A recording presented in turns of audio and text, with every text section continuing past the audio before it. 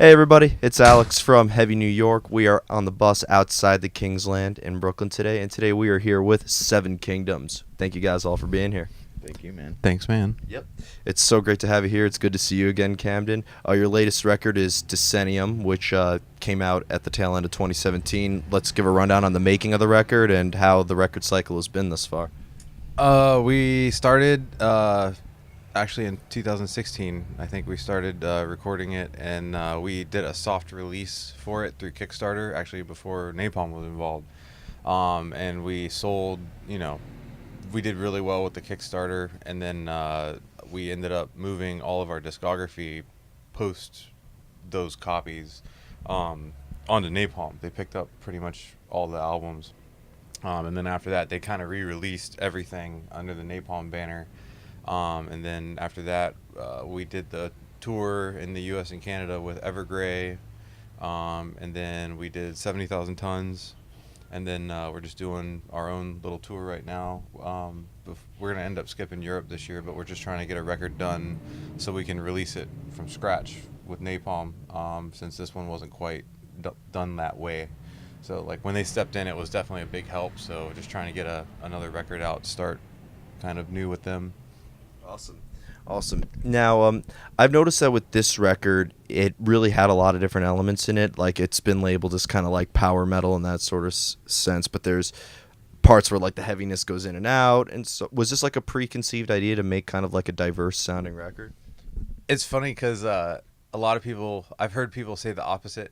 Like people that don't like power metal or don't listen to it have said that it's generally too fast for them almost. But it's like what we try to do is make a really classic, like all of those songs on Decennium are like full blown like power metal, like each song's like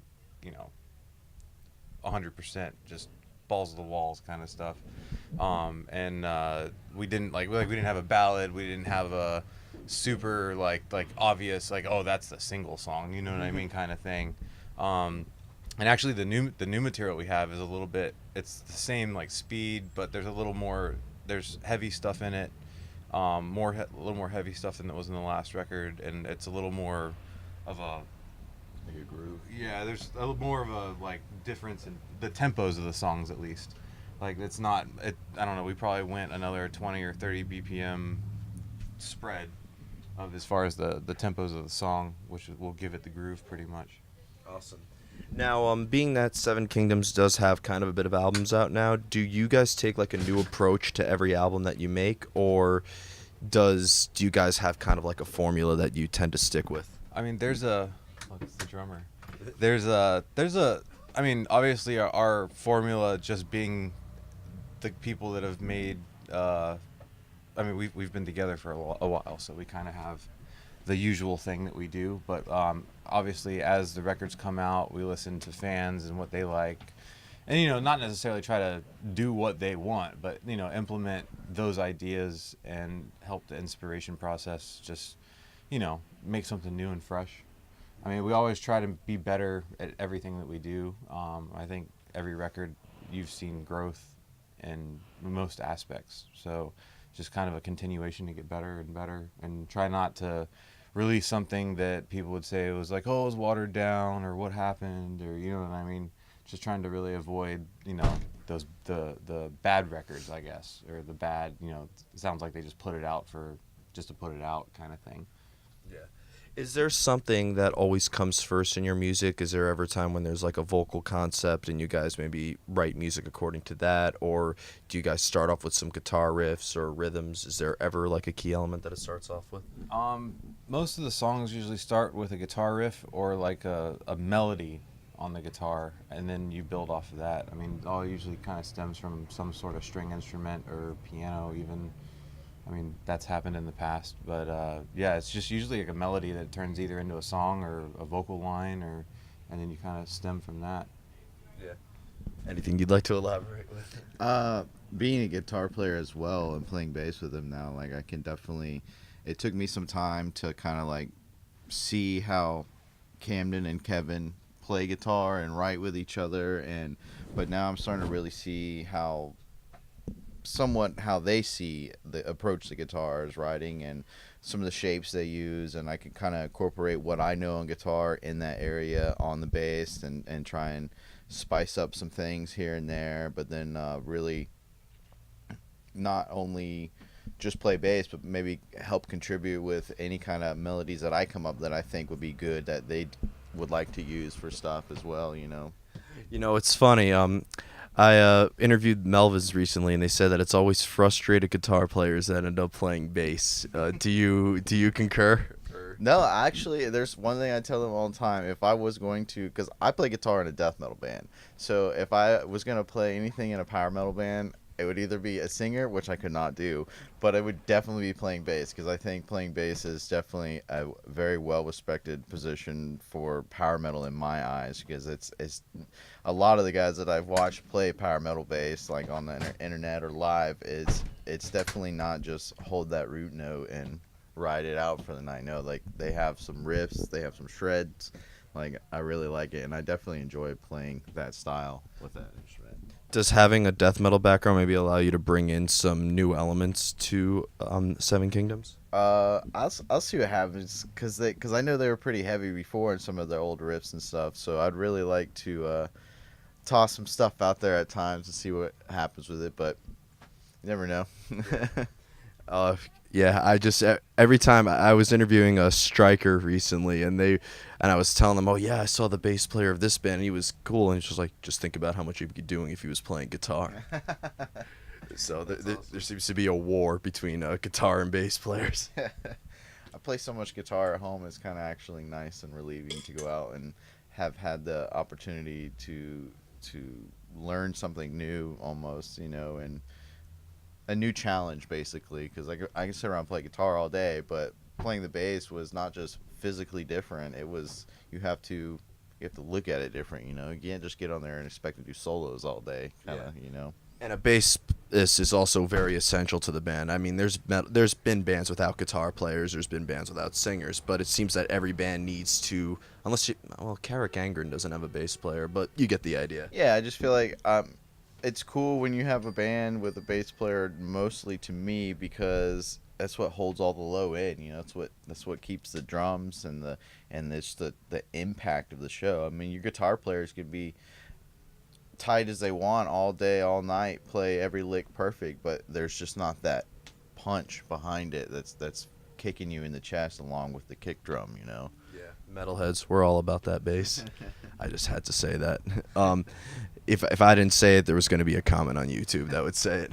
Now, what I've noticed about power metal is, you know, just to kind of go back to that category, is that power metal does seem to be a little concept driven. You know, we interviewed Unleash the Archers, we interviewed Camelot, we interviewed Delane, and they all kind of have like that sort of conceptual power metal element. Is there like concepts behind Seven Kingdoms? I mean, obviously we have the kind of Game of Thrones background, which is, you know, something that we'll probably do for a little while still. Sorry, but other than that, I mean, we don't have a plan for like a concept record. Like, you know, it's like 10, 12 songs about one thing. I know Unleash the Archers, I think their last album was like a concept record, but Apex. we just don't do that just yet.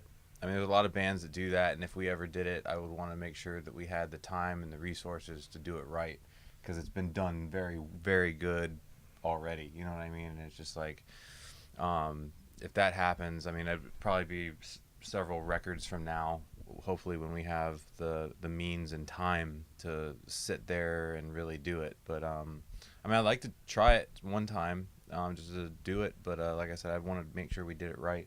Yeah. I know the next at least record or two probably will just be more or less the same kind of groove lyrically that we've had, and just, of course, trying to evolve the music on the way.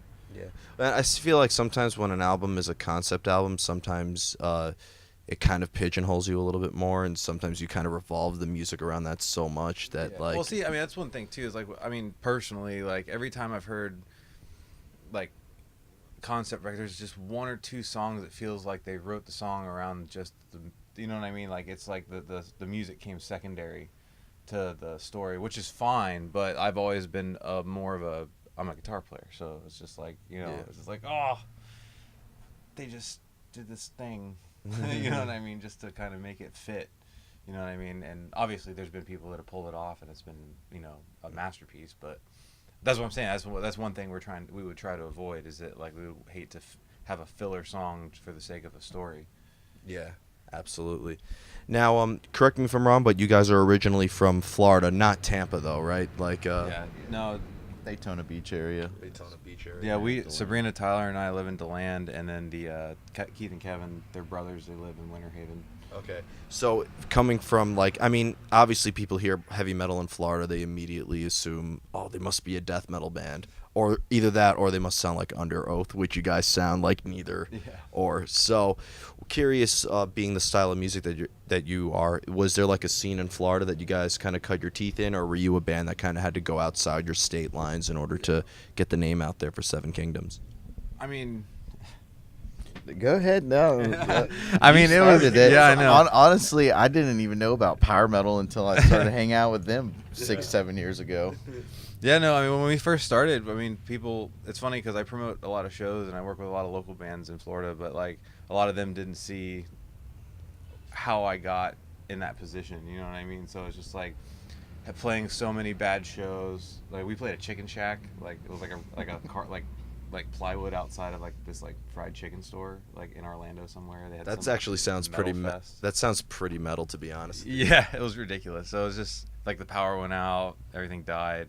Like, yeah, I mean, we did all of that stuff already, you know what I mean? And it's just like, it's taken, I mean, we've been a band for over 10 years now, and, like, just even the Orlando show here, it was like, you know, finally, it's like we finally feel like we pulled off, like, a proper show in Orlando, you know, and it's taken till then to do it.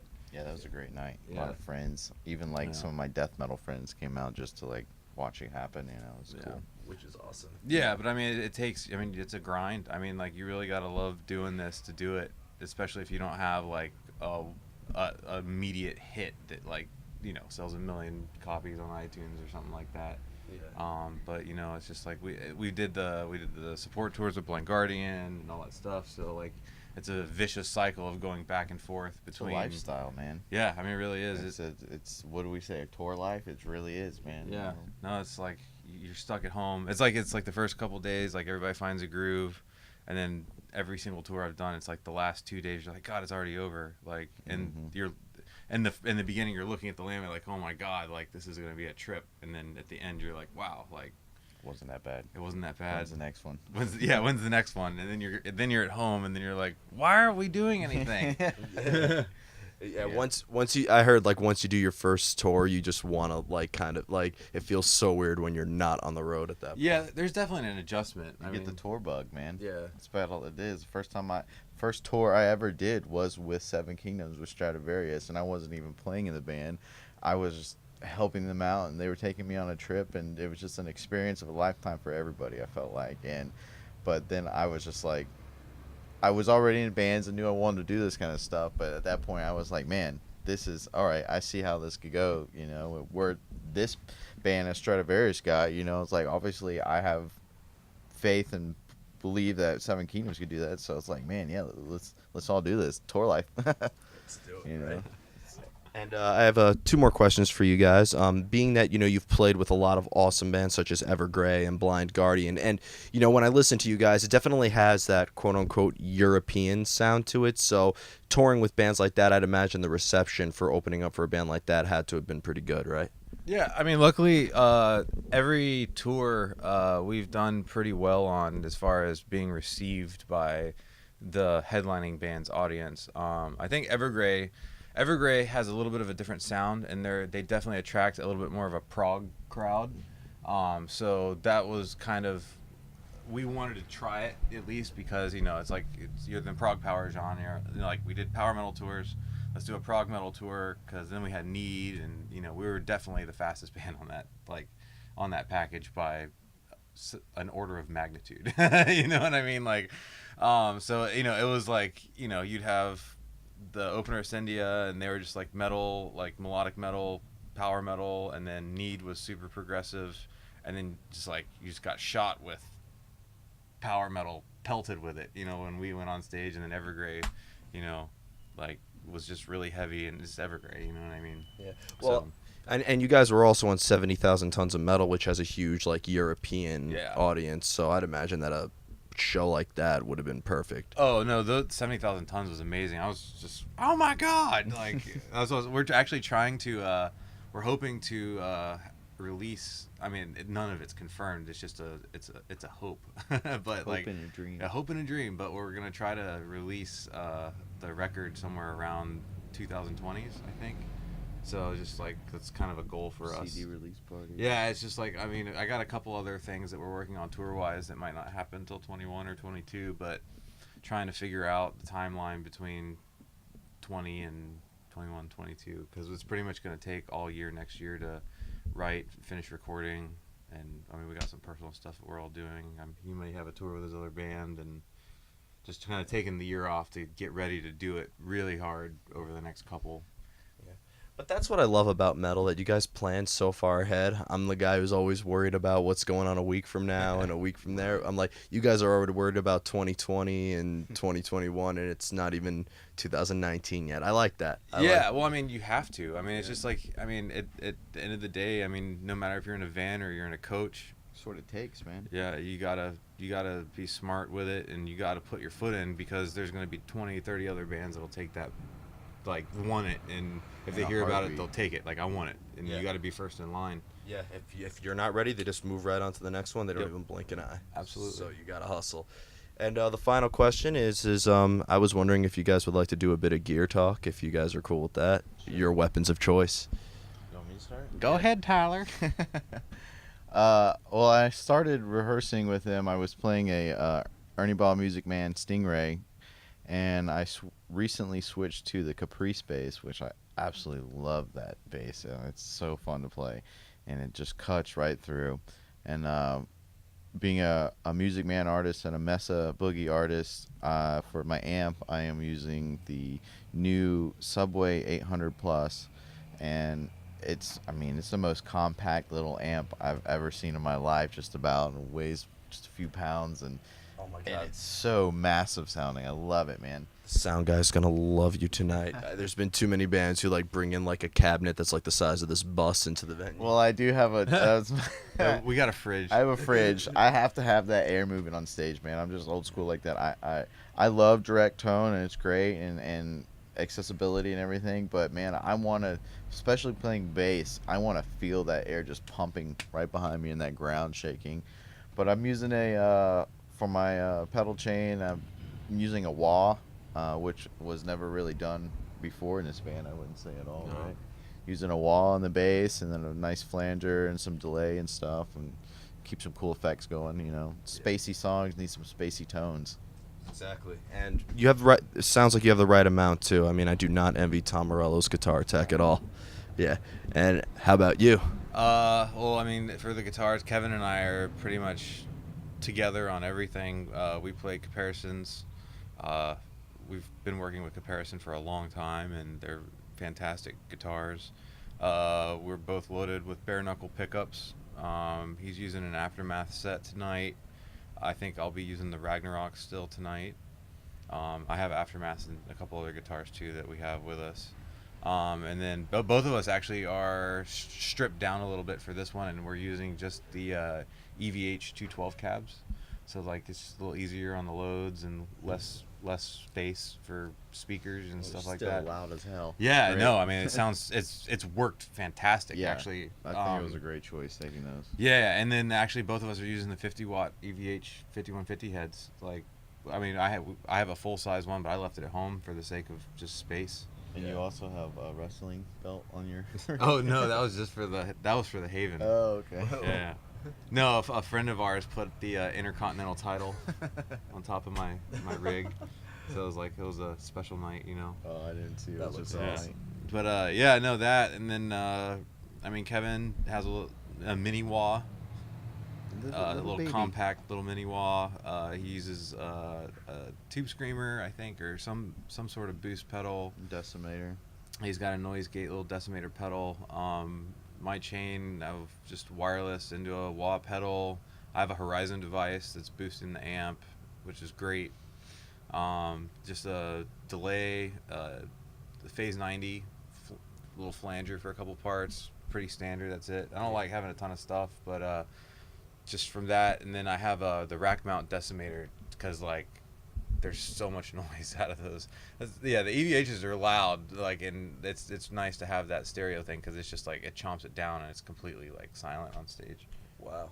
Yeah. It actually sounds pretty awesome. It sounds like you guys have both like the bridge between a kick-ass like sounding thing, but also something very simple. You know what I mean? Yeah. No, that's what I was saying. This is a mini version of the rig that I have at home. Yeah, I feel like the guitar rigs on this are definitely bringing the old school just amp, cab, pedals, and tone and rock and roll that, but with the modern touch of, you know, just convenience on all of that. Yeah, well, to me, the most important concept of any guitar and amp is to just plug it in and play. Yeah. I know a couple like the Borealis guys have just they're all on the Helixes and Kemper. and Kemper, but I mean, until you get to until you're, you know, putting 200, 300, 400 people in a venue and playing like legitimate, really nice PA venues, like it's tough to come into a small club and have consistent guitar tone every night without a cabinet. Yeah. You know what I mean? So it's like we really kind of rely on at least the guitar cabinet being reliable. You know, even if the monitors are whatever they are that night, you know what I mean? It really helps just to have that little backup.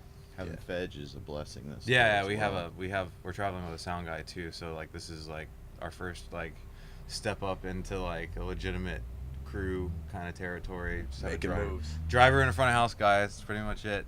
And now obviously Keith's girlfriend's here, Brittany. She's doing merch for us, so kind of blessed to not have to drive and have consistent sound every night. Let me know if you need a plumber. Yeah, hopefully not.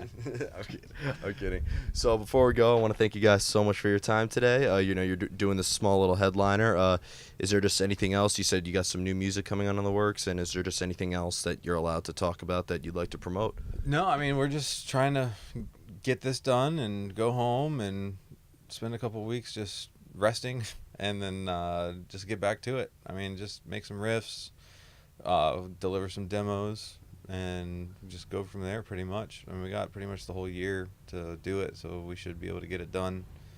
I mean, I think there's 6 or 7 songs just done mostly like guitar riff wise, so they'll start getting picked apart and everybody will start putting their parts on it pretty soon. And we gotta still do a couple little songs here and there, but Yeah, I'm excited to see how everything goes with the new record and the new direction and everything. I was involved with some of the making on Decennium with being in the studio and stuff, you know, helping out. So I got to see that all come together. So now I'm really excited to be able to be even more of a part of that experience again on the new record. So Definitely, and we look forward to hearing it. But thank you guys so much. Everybody, we are here with Seven Kingdoms. Pick up Decennium if you haven't already, and be on the lookout for new music coming soon. We'll see you next time on Heavy New York, everybody.